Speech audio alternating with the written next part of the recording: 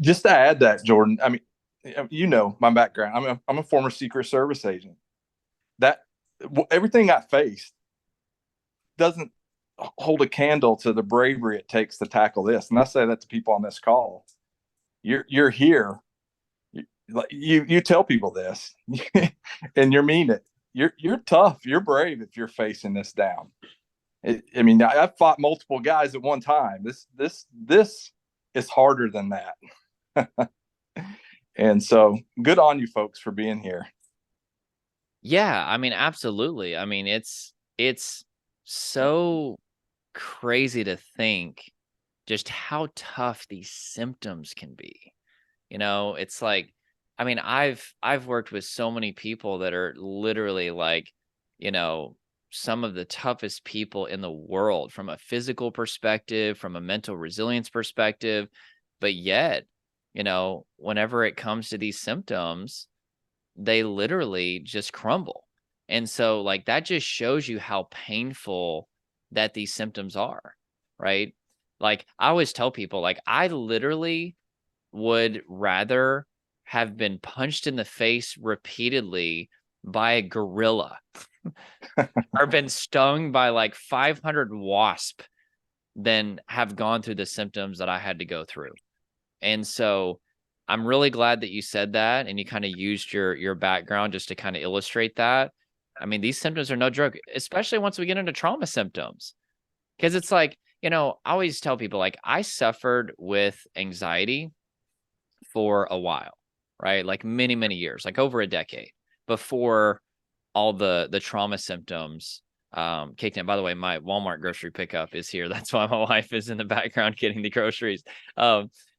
But I suffered with anxiety for a long time. And does anxiety suck? Oh my gosh, especially during panic attacks. You want to talk about like terrible. But at the same time, what I tell people is once you get into trauma, it's a whole nother animal. Yeah. It's literally a whole different monster. And the symptoms are so extreme. Like time feels distorted. Like it's super fast, super slow. It feels like it stopped. Your memory fragments. You can't remember anything. You go emotionally numb sometimes, depending on the person. Depersonalization. You feel out of body. You feel disconnected from your personality. Loved ones start to feel like strangers. You look in the mirror and see a stranger, and then the world just feels unreal. It feels fake. It feels like you're living in a dream world. And then there's usually other anxiety symptoms as well that kick in. You can't concentrate, you can't think, you can't remember. Your visuals are bothering you, light sensitivity, sensory overload. Just the list goes on and on and on. And so they will knock the toughest person to their knees. And so I agree with everything that he just said. Like, you guys need to know how tough that you are.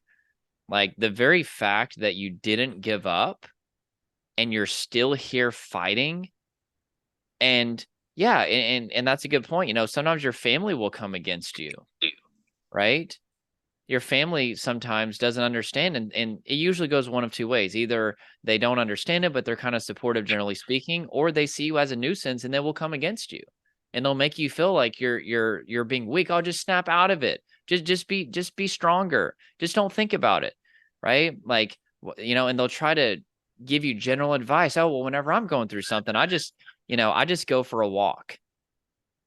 And it's like, okay, okay, yeah, I'm just gonna go for a walk. That'll make all this go away. What I'm saying is, and then you guys try all these things that don't work, and you got to just keep standing back up, keep standing back up. And the very fact that you're here right now and that you didn't give up after everything you tried and everything that you're feeling, that's what I'm talking about. You guys are literally going to walk away stronger than you ever could imagine.